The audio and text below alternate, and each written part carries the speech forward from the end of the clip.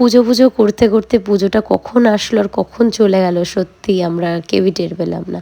আর টানা ৬-৭ দিন বাড়িতে থেকেছিলাম, মানে আমার বাপের বাড়িতে থেকেছিলাম।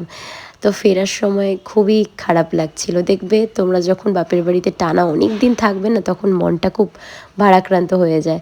তো যাই হোক, তো সেখান থেকে ফেরার পথে আমি গেছিলাম ঠেকুয়া নিতে, কারণ তোমরা জানো যে ছট পুজোতে আমি কুলো দিয়েছিলাম।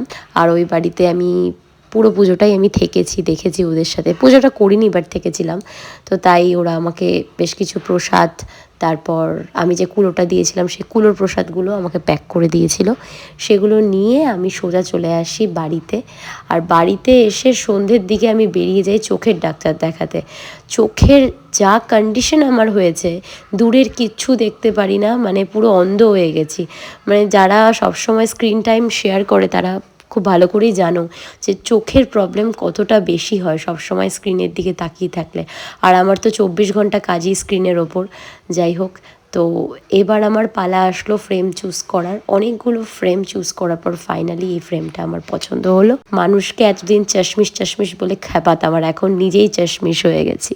যাই হোক, যেহেতু ঠান্ডা পড়ে গেছে, তোমরা সবাই জানো আমাদের দিনাটা কোচবিহার এই দিকটায় বৃষ্টির জন্য প্রচণ্ড ঠান্ডা পড়েছে। আর ঠান্ডার মধ্যে সন্ধ্যার দিকে গরম গরম ধোয়া ওঠা স্যুপ আর এরকম টেস্টি টেস্টি মোমো খেতে কে না ভালোবাসে বলো। তো আমরা নিয়েছিলাম 2 প্লেট ভেজ মোমো, আর সঙ্গে ছিল এরকম গরম গরম স্যুপ। মোমোর সাইজগুলো, মোমোর টেস্টগুলো আমার খুব একটা খাস লাগেনি, সাইজগুলো প্রচণ্ড ছোট ছিল।